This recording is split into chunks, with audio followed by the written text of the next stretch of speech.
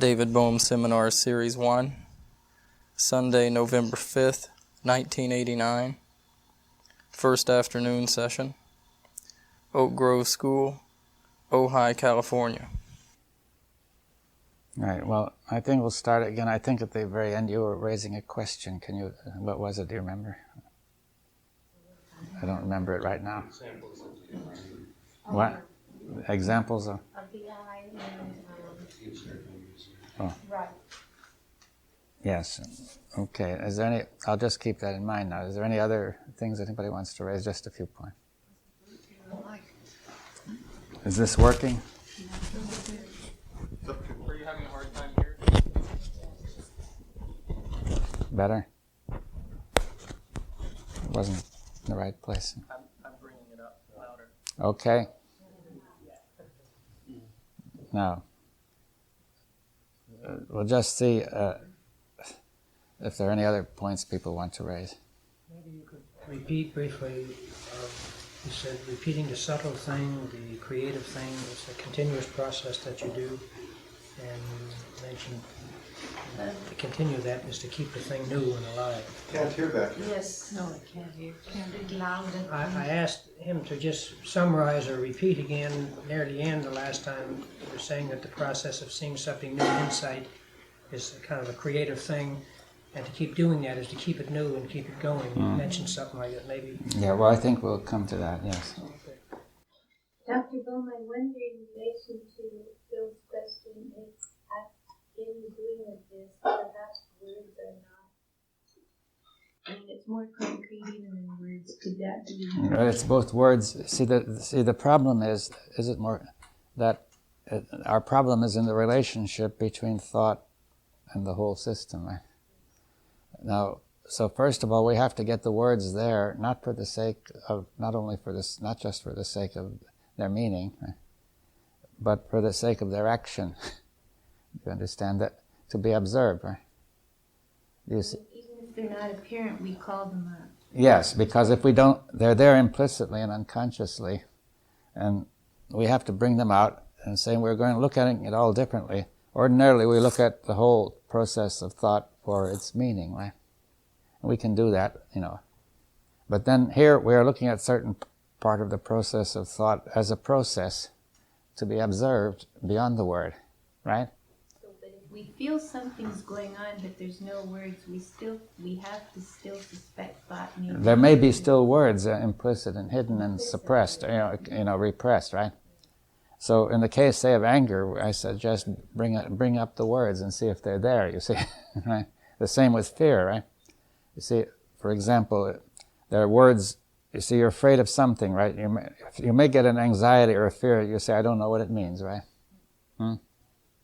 I can't find out. And then that can be even more worrying than having something you're afraid of that you know what it is. So, can you bring out the words, you see, and say, well, in the case of anger, I gave the elementary case. I waited a couple of hours and I was saying, what does he mean by keeping me waiting like this, and so on and so on. He's not treating me right. It's outrageous. Now, similar words could be found for fear, do you see? I think we discussed an example. Suppose you're afraid of some examination or something that's coming, you see. So you say, ordinarily you say, well, I've got to get my mind off that, you see. But suppose you try it the other way and say, I'm going to try to find the words that express that fear and say, I'm afraid because that examination is coming and such may go wrong and all sorts of terrible things may happen. And then you may feel the fear getting bigger, right? Now, when you feel the fear getting bigger, there's an automatic tendency to stop it, right? Because the movement I described this morning is like a kind of movement. When you move towards something which seems better, you take more of that movement. When you move towards something that seems worse, you say, let's stop it and go the other way. That's the instinctive movement. But now we're suggesting going against that. Right? Not for the sake of just having fear, but rather to bring out what's going on, the process. Is that clear? To say, I want to bring the fear up to a point where I can look at it, but not up to a point where it becomes panic, right? And where I can't look at it. Is that clear? The same, I want to bring the anger up to a certain point, but not to the point that I get enraged and, and everything goes to pieces, right? Used as a test, and you could do that with many things inside you and possibly empty out a lot of things that you don't Well, I can't guarantee it's going to empty it out. You see, if you think I'm going to empty it out, you're caught in that thing. I'm trying to say we are learning. You see, that's the only thing you can say, right?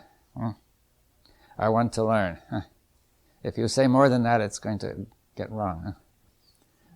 Now the thing is, so you can say, okay, I'll build up all that, the fear up to a certain point and look at it. And look at the connection between the words and the feeling of fear, the sinking feeling in the stomach, the tight feeling in the throat, the chest not being constricted, and the breathing not quite working right. The ball in the solar plexus, and so on, you see. Whatever it may be, you see, then you see they're connected, and you see there's this tremendous pressure to keep on with the thought behind the fear. You say, there's a kind of thought behind it saying, I've got to hold to this thought of what is dangerous, or else I could just be fooling I could just have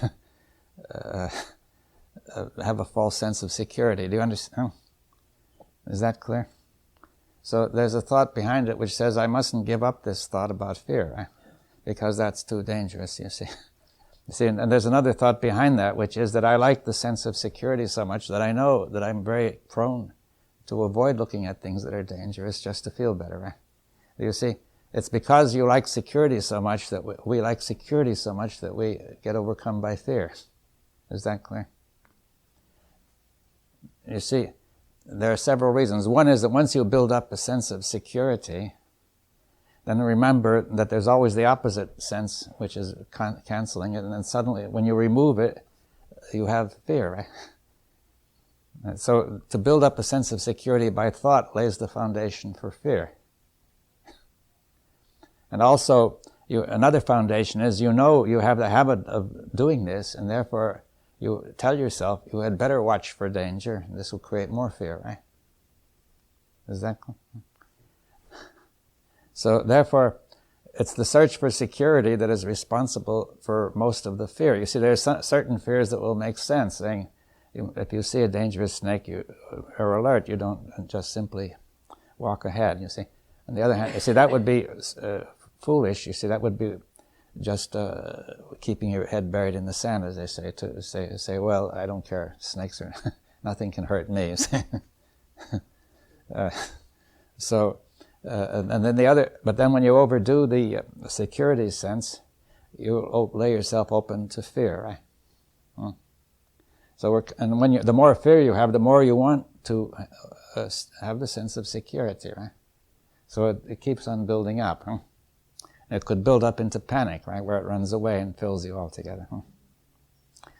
Now, in the case of anger, that could build up into rage, which runs away. You see, into hate, right? So rage and hate is one side, and panic is the other. They're very similar, basically.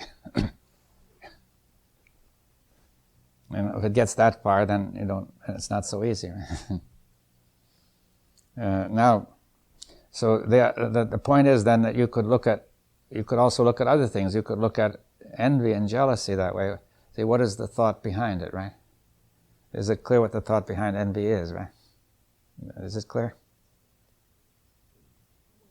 I'm not sure. What would you think? Is it fear and jealousy two sides of the same coin? Well, it may be, but there's certainly fear implicit in jealousy. There's a comparison going on between you, but in this comparison, there may be a useful comparison, you see, where you say, you're able to do this and I can't, I'll learn. But there's another kind of comparison, which is that you're identified with the thing. You see something the other person has and you say, I must have it. Not just because I'm identified with that. I say, I must be better than he is, right? In order to feel good, right? Or if he's not, if it's the other way, I have a bad feeling. It's the same as hurt. You're producing it yourself. You see, so you find the thought which is, it's intolerable that he's got that and I haven't got it, right? Suppose you say that, right? Or if you say with greed, I've just got to have that, I've got to have it all, right? Now, is jealousy the same as envy? Well, it's related. Jealousy is that that person is in a position which should be mine, you see. It's intolerable that this person is in that position which is mine, right? You see, so you have to, if you can find those thoughts and begin to look into them, and with pleasure you'll find thoughts that give pleasure, and you'll see then there's a thought saying, I don't want to give up pleasure, right? And so on. So you see, so it's a useful kind of experiment to do this with all the thoughts that disturb you. The instinctive tendency is to push them down, but go against that, but not so far as to make it run away, right? But it's not analyzing them. No, we're not analyzing, we're just trying to get them to be visible, right? So that we can then perceive them from a deeper level, right? We can perceive the process, do you see? Be sensitive to the process. Is that clear? Yeah, so you don't get hung up in the why am I feeling this way? No, I just want to be able, I can even explain why. I mean, if you want to, explain why too. Put the whole thought down, whatever it is, right? Say it. But we're not doing it for the sake of finding the explanation. You're doing it for the sake of making the thought visible, right? Which has been invisible so far, and which has in fact made itself invisible, right? Could you say we'd be a porcupine with Why? all our quills lying flat? And we bring each one up a quill. Yeah.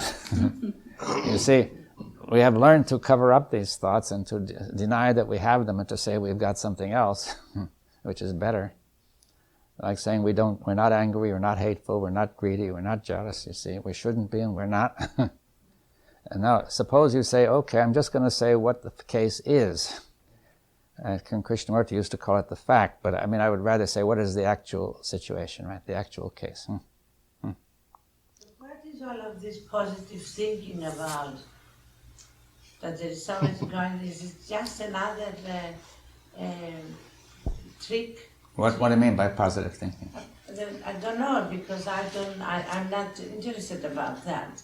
I'm just trying to learn to see the facts. But so much going about that positive thinking, and if I may express myself as I say, I don't like that, they say, don't be negative.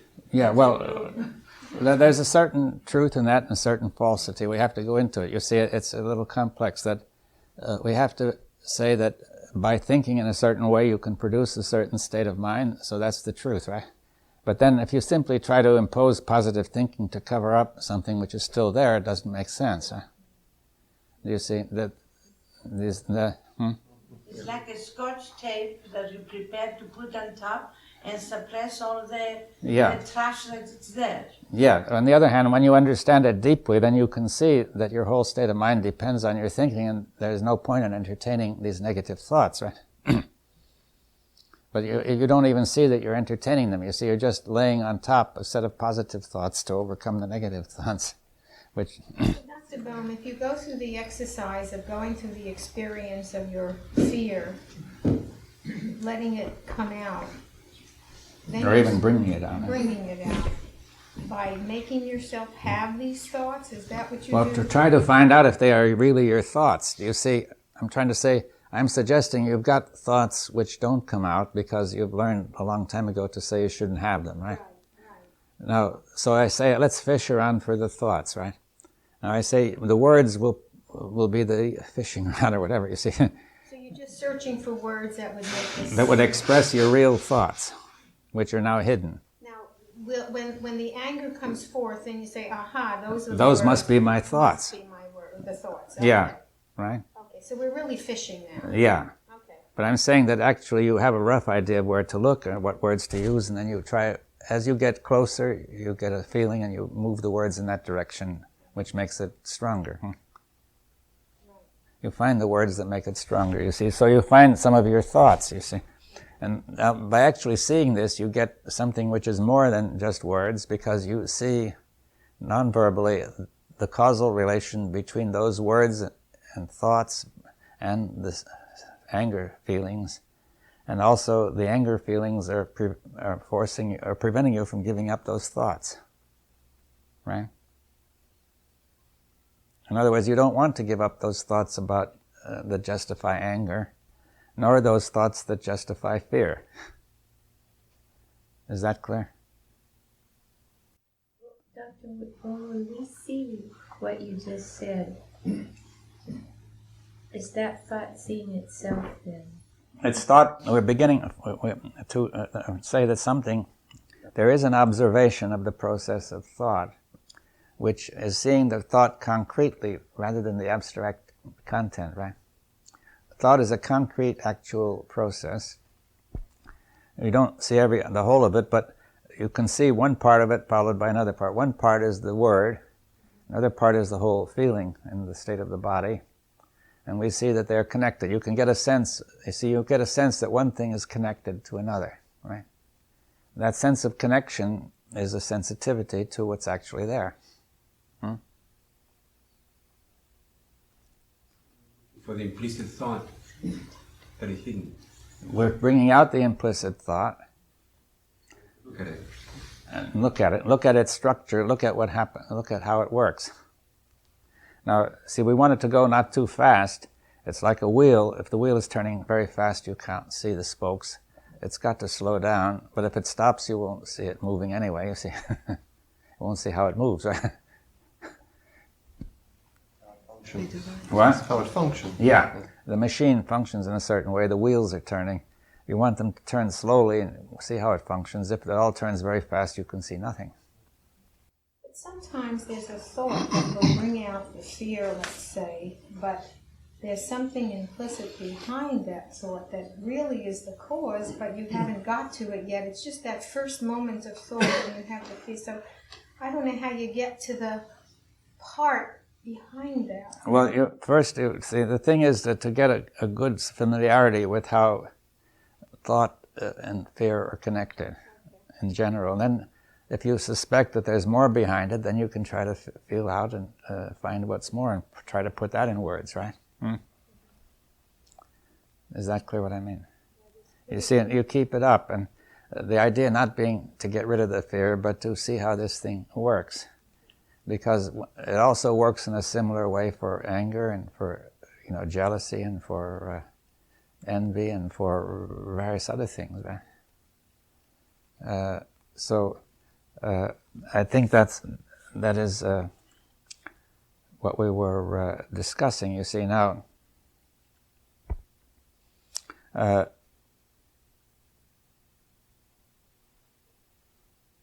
Yes, and now later on I'll say how we can use this to see some other things about thought. Which, you see, the point is that when we say look at thought, thought has hidden itself, right? Or at least a part of itself. One part of itself is there, visible, namely what it's called feelings in the body. And the part which we recognize as thought has been hidden, right? So therefore it's very puzzling what to look at, right? Can you call it as our own blind spots, or these feelings, or these fears? Well, what we're blind to is that thought is making them, you see. And thought has blinded us. You see, now, I think that's a key point that, you see, you may get worried that the fear is increasing and the anger is increasing, but you see, if you just watch it carefully, then you can see that you needn't worry too much. You see, it's not that dangerous. You wait until it has calmed down a bit before you start, if necessary, right? If you can do it in the first moment, it's better still, right? So you'll be learning a kind of skill, I think, as well as a fact, right?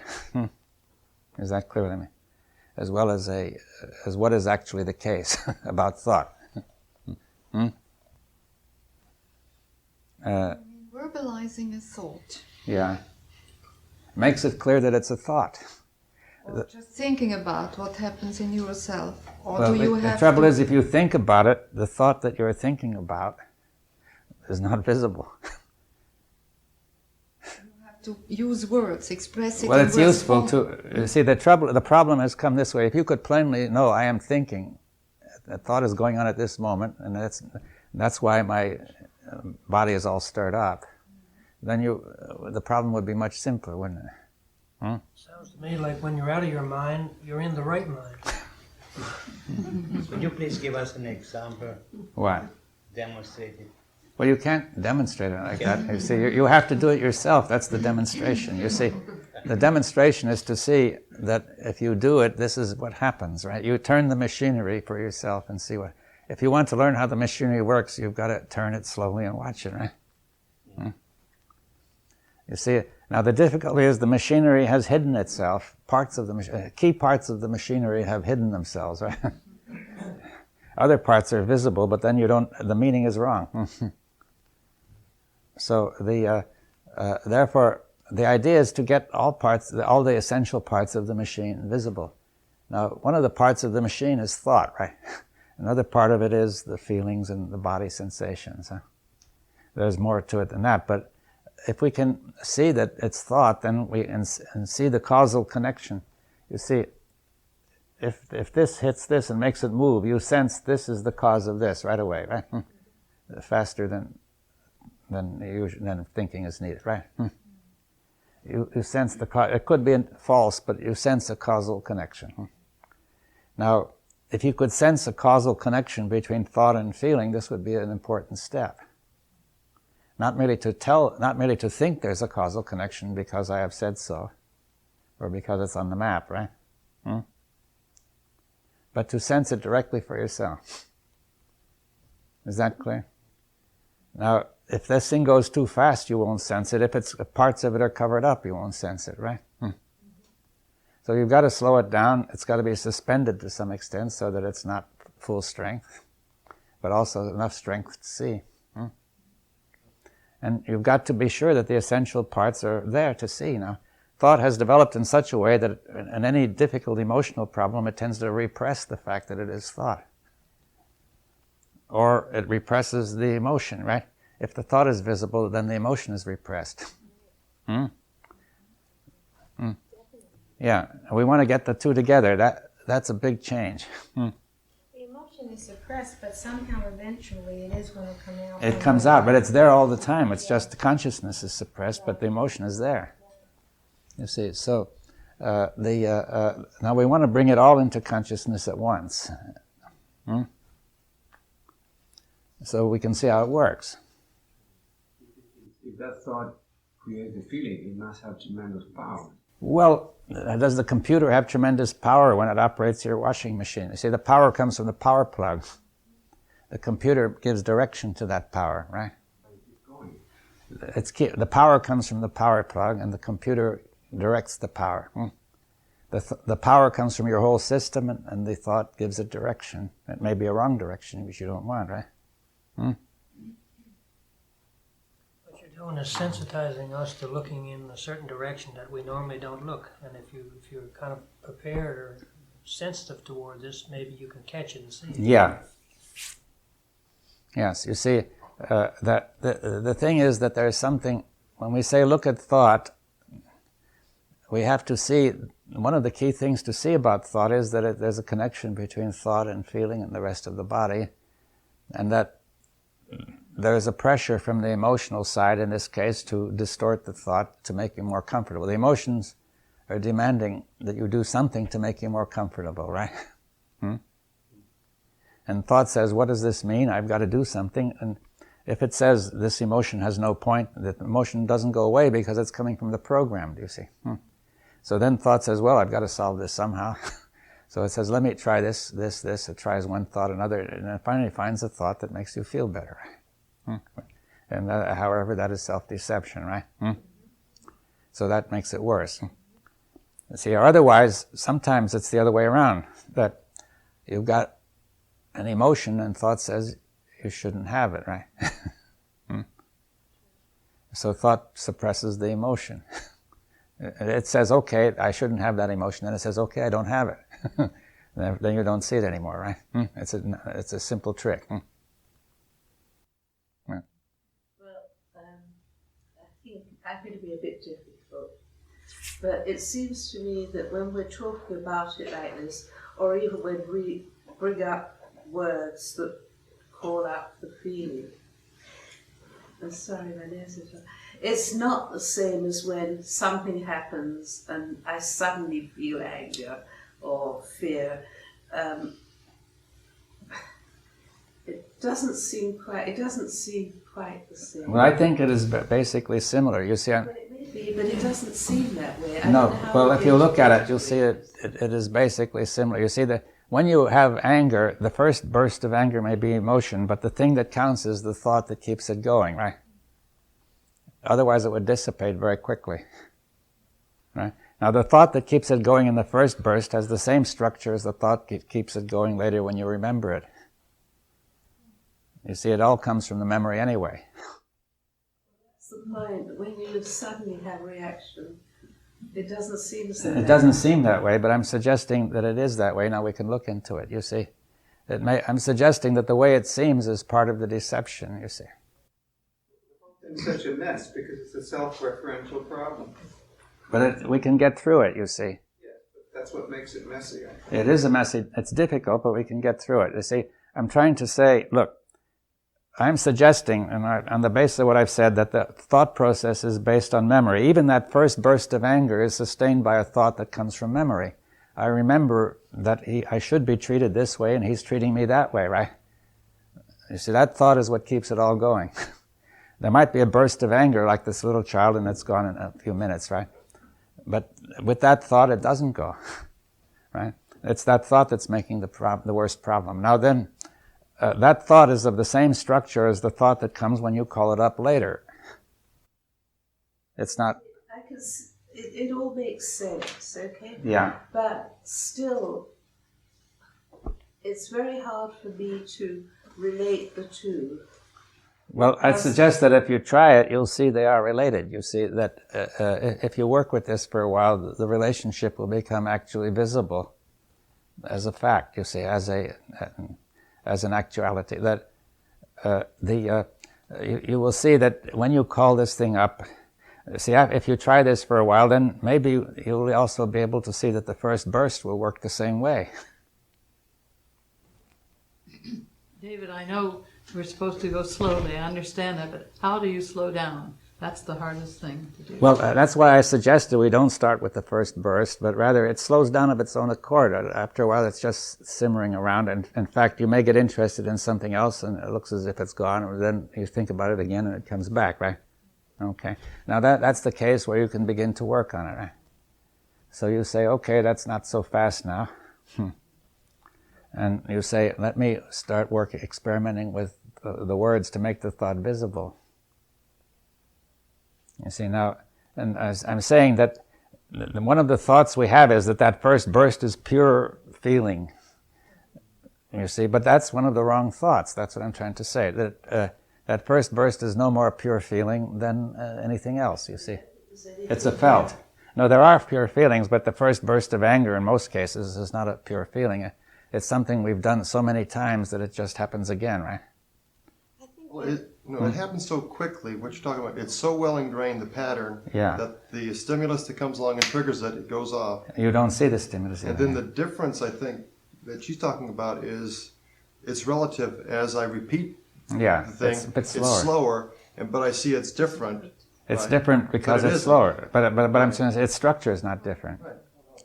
It also appears different because there's no stimulus. You're creating the whole thing with your mind, which may be happening. Well, you're doing it in the first case anyway. No, but you don't necessarily see that. Well, but then that's just a mistake. You see, I'm trying to say, let's try to look at what is the truth of the case, you see.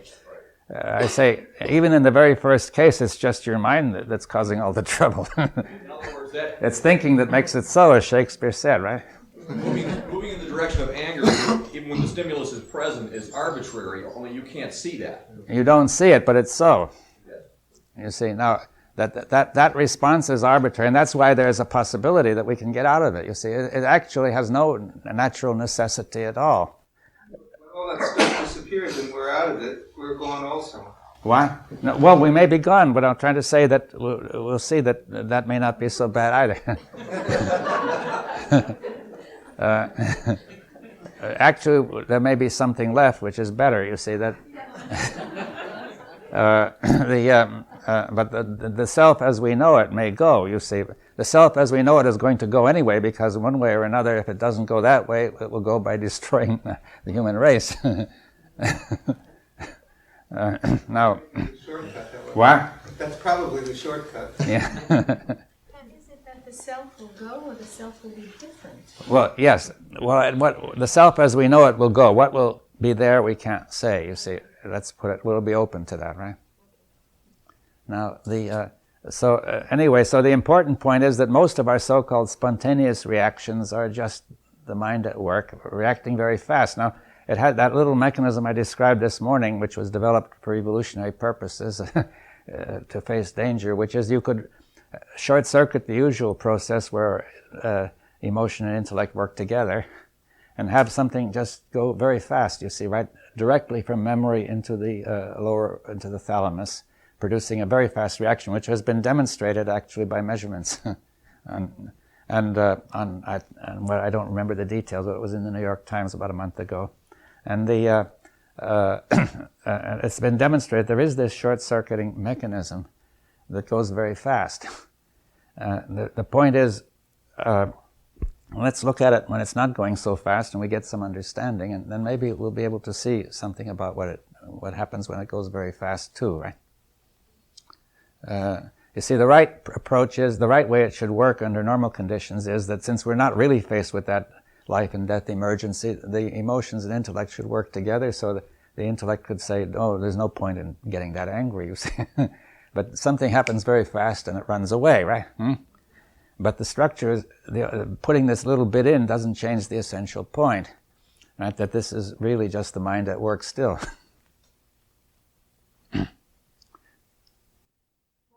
But, in order to have the motivation to stay with this and slow it down, and we're talking about all of these particulars, are we going to start talking about the general, which is why there's so much energy and why thought is so concentrated on sustaining the self-image? Yes, well, we have to discuss the nature of the self. Now, see, we were coming to that, but I was wondering if this point is clear, you see. I think this is something you can do which will give you some understanding and insight, and a direct fact, you see, an actual fact that you can look at, right? If you have a feeling like guilt that you carried at a subliminal level, and could that be one of the short circuit things where... Oh yeah, guilt could produce the short circuit too, you see. So you have a feeling, but you wouldn't even talk about it to No, yourself. that's right, you wouldn't. Yeah, now, if you could bring that out, you see, let's say, without running away, but just on the edge of running away, then... What? Poised for flight. Yeah. Then find the words which express your guilt. Why are you guilty? What have you done, you see?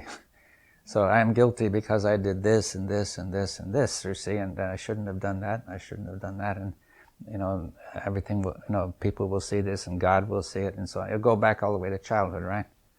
And therefore find the words and say, you'll feel the guilt coming, but don't build it up to a point where it runs away, right? With that mechanism. So then you begin to see that there's a process at work which has no meaning, right? Now, if it has no meaning, it will begin to lose its value and power. I found putting it into words slows it down. That's it. Yes, okay, good. And you see, so we'll slow it down, see what it is, and begin to really see and be sure that this is what's going on, right?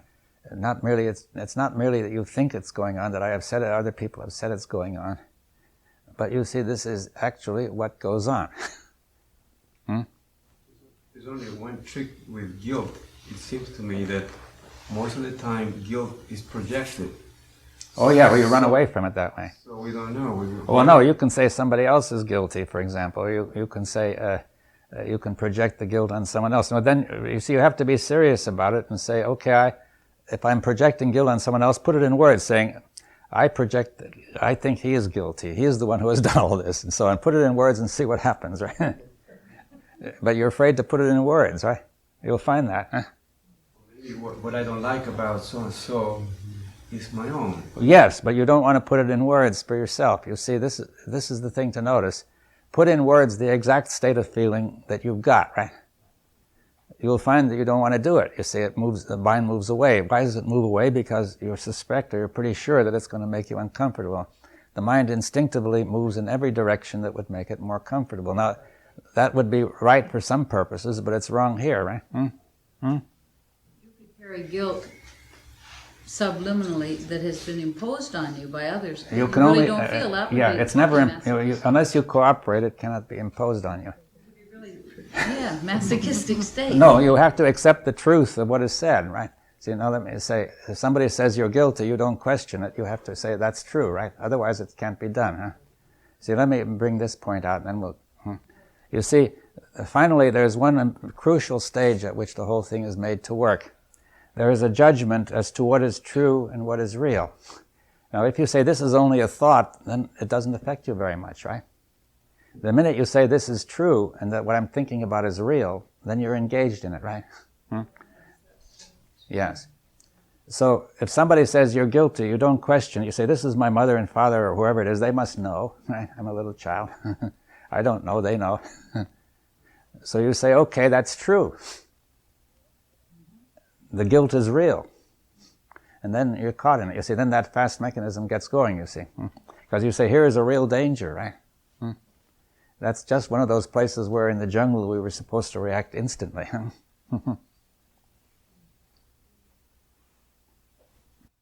So what's going on is we're starting to sort out the difference between what's reality, like whether there is any genuine reason for anger, or whether it's something that's based on something that happened an awfully long time ago. And you're making a dividing line between present and past. Right? Yes, or even the immediate past. It may have happened a minute ago.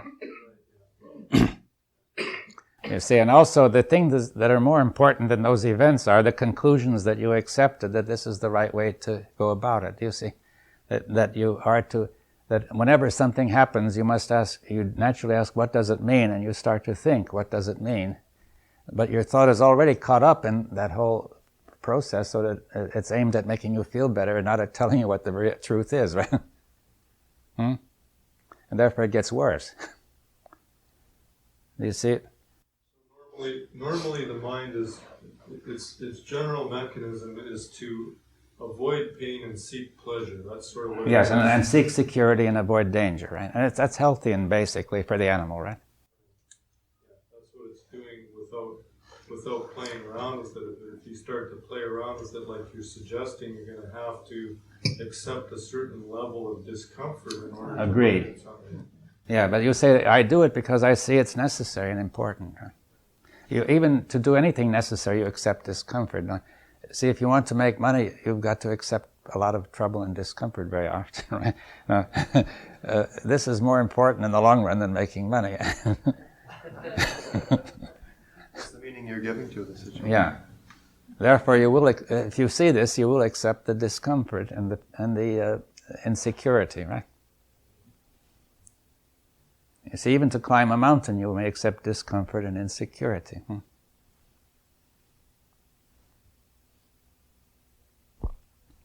see, so you say, okay, we'll do this.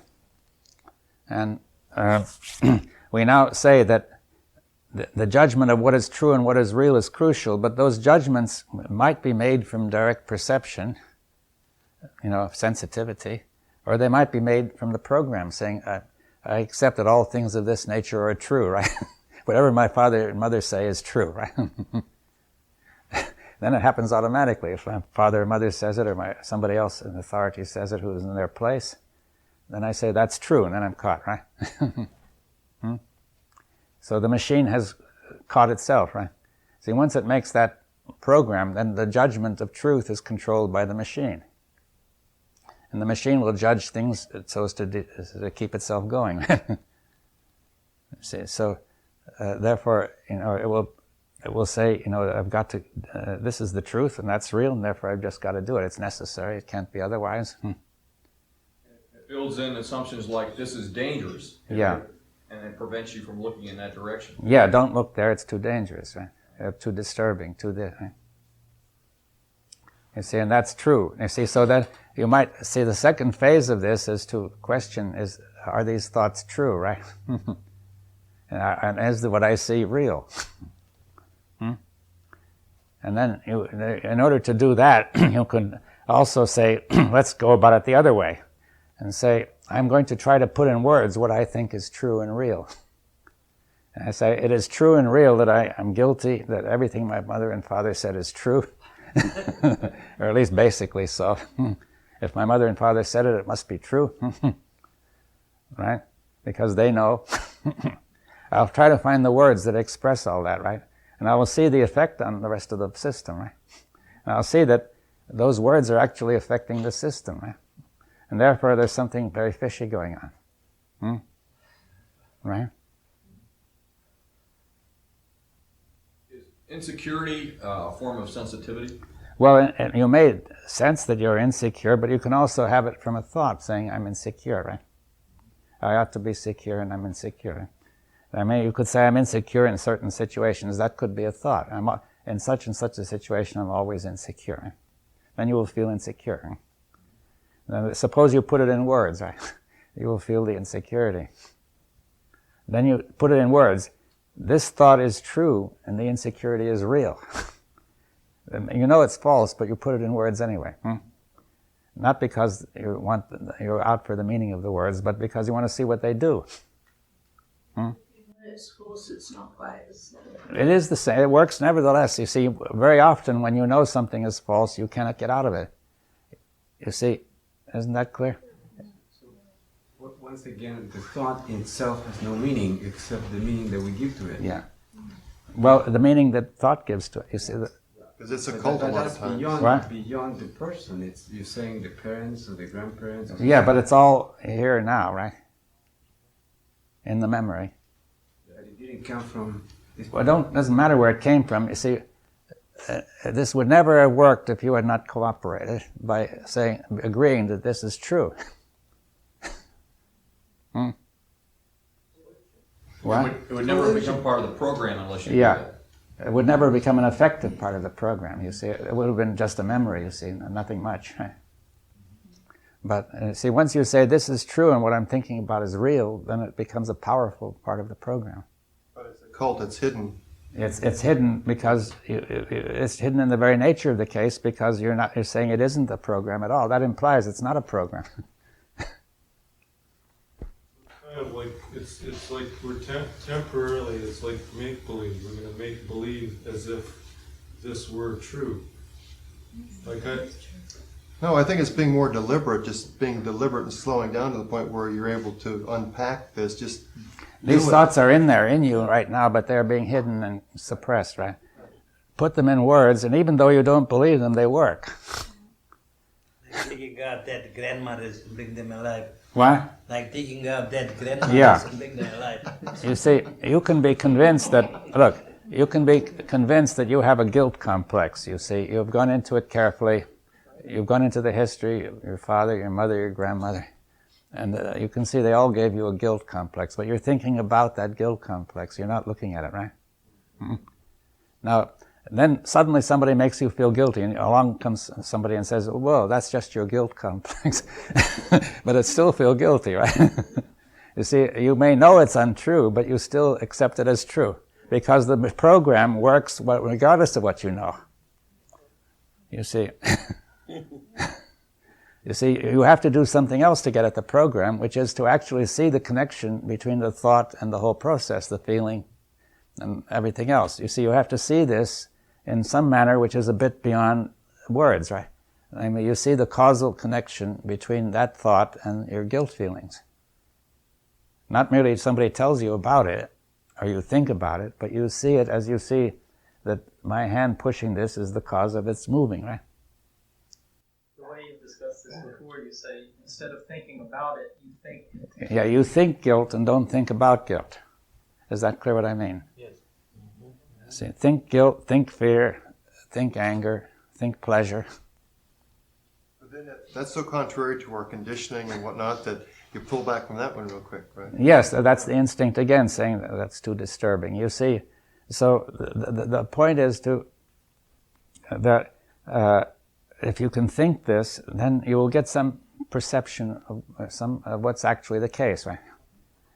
Now, it's not just a map. You say the map can be helpful. We're not against using words and maps, but we've got to have something more, right? Now, I could say just look at thought as it really is. Look at fear as it really is. That would be right. It's good advice, but you'll find you can't do it. Because the basic part of the fear is the thought, and that is hidden. Or if it is seen, it is said by thought not to be anything to do with fear, right?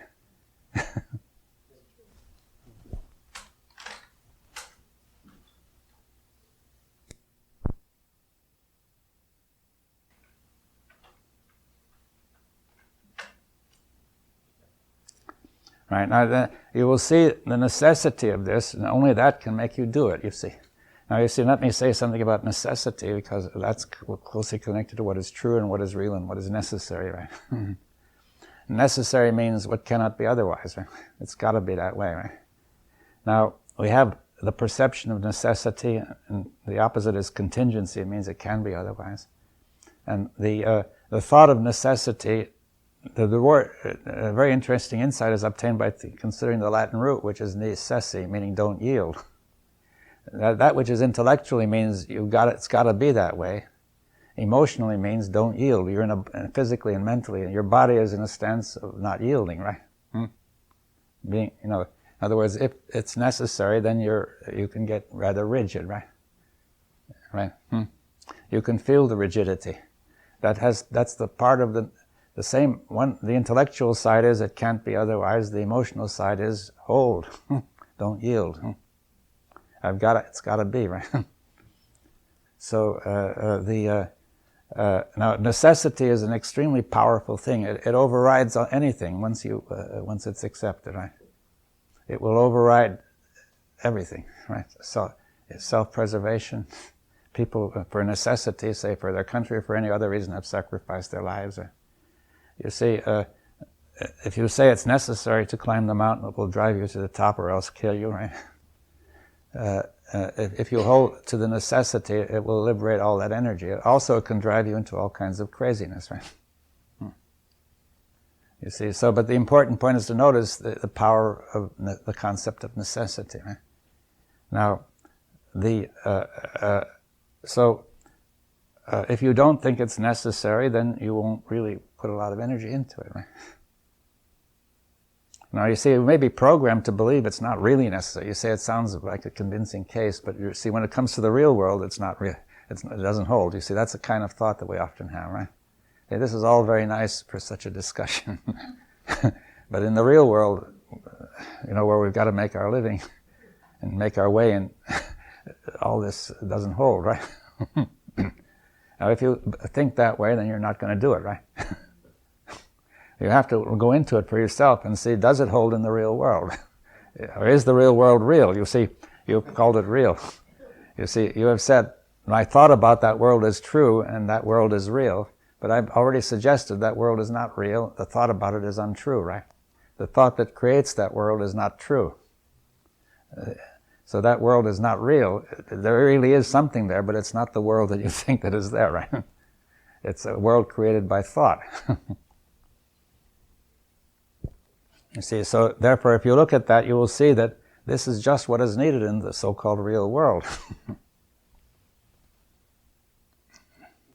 That automatically implies that it has a tremendous value. Yes, but necessity and truth and reality have supreme value, right? If you really believe it, they take precedence over other things. Huh? You see, now,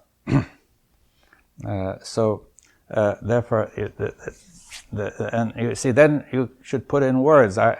You may find you don't believe it, you see. In fact, you intellectually you're convinced of it, but you say, really, I don't believe it, right? So you put it in words, all that, right? And saying, I don't really believe this stuff. I believe that we can get on with the present way and just go on and everything will work out somehow. You see, whatever your thought may be, right? And see how it all works inside of you, right? See, to become aware that this is your thought. See, it's no use saying, I understand it intellectually, but I can't do it. See, what happens is that you have one thought which is perhaps correct, that may be at the intellectual level. You don't allow it to reach the other level, because there's another program at the other level which says none of this can be true, right? It says, I don't want it to be true. Because it's disturbing and... It disturbs my equilibrium and everything. When you say it's disturbing, is that disturbance a form of sensitivity? No, the disturbance is a belief that it's going to be disturbing, right? The status quo is going to be changed. What? The status quo, the equilibrium. Something will be changed, and I sort of get a sense of anticipation of how bad it's going to be, right? But that's part of the whole illusion, right?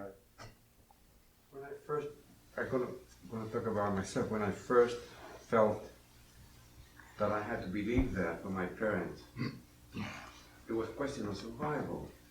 So it's very hard to question the belief. Yeah, I understand. We mustn't blame the child for doing this. The child is too young to know all this. He gets caught in it, you see, right? But now we are not children, you see, but we are acting as if we were. But now the truth is we are not children, but somewhere deep down there it says, no, that's not true. I'm still the same child, right?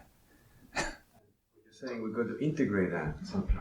Well, we've got to see the falsity of it. You see, the integration consists in seeing the whole structure is absurd and nonsensical, right? You see, we're saying, I do not have to be what I was as a child, right?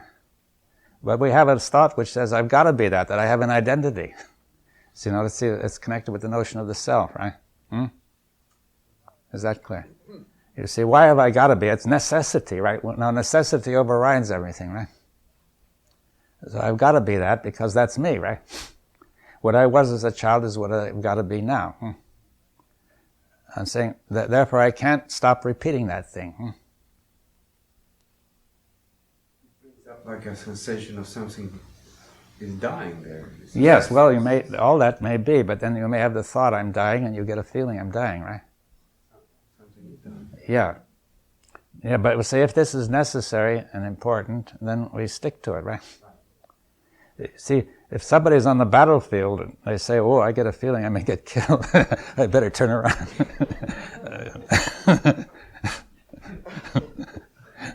Is dying, that the program is dying. Yeah, it may be, but we're saying whatever may be happening, we have to say we've got to stick to it, because if we don't do this, well, we may get through this life somehow before, but the whole thing is not going to mean anything, right?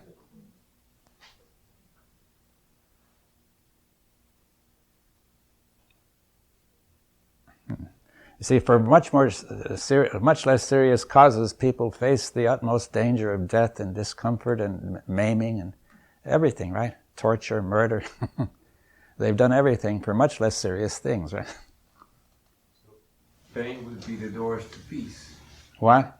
If you stay with that, it may be the door to peace, but it may not be even as painful as you think, right? Because the pain is due to how you think about it. But it would normally seem that way. It doesn't seem that way, but I'm suggesting, although you don't have to take my word, it's something to explore, that this is the case. You're saying when it becomes painful, to pay attention to that and see that is also thinking? Yes. We know already, I've suggested to you, that pain can be caused by thought, right? And it will produce more thought. Yeah, because you ask, what does this pain mean? What's its cause? So in other words, it moves from what you were looking at to now focus on pain. Yeah. And the thought behind it. Find the words which would produce the pain.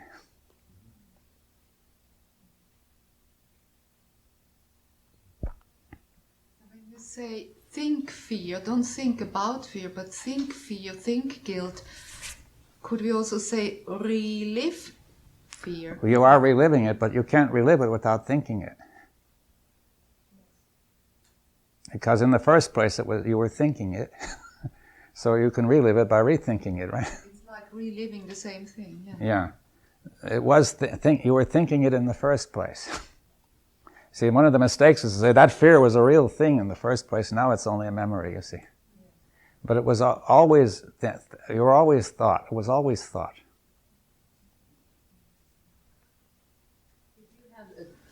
My mother remembers there was a night she came home when it was between when I was 6 and 9, because I remember where she said we were living.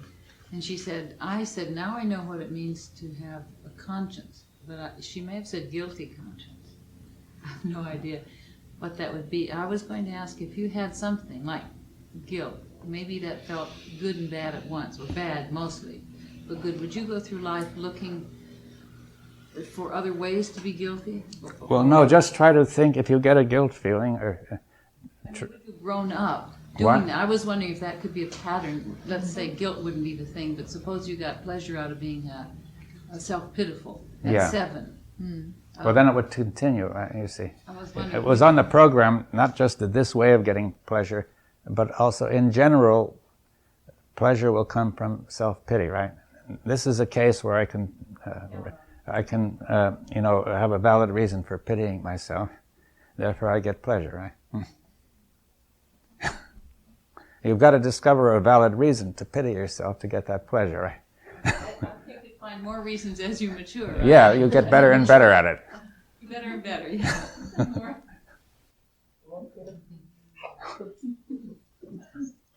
you think that this mess that the human mind is in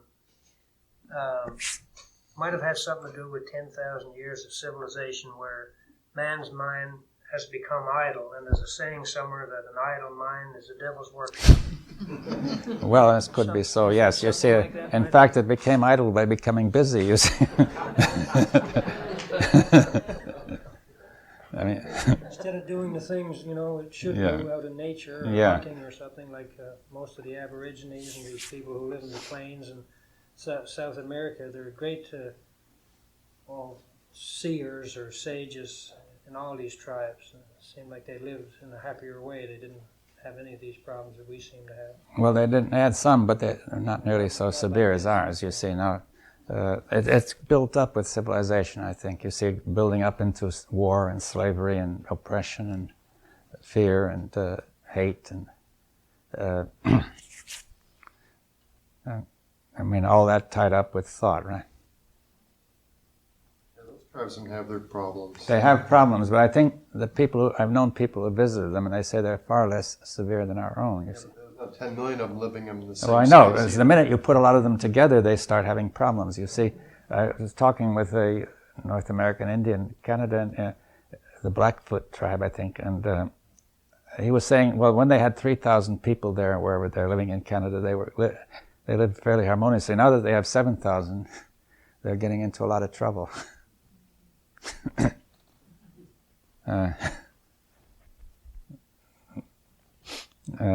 Anyway, I think maybe this would be, what do you think, a good place to make a break? And then I think we should discuss in the next period the self, a bit more of its structure and time.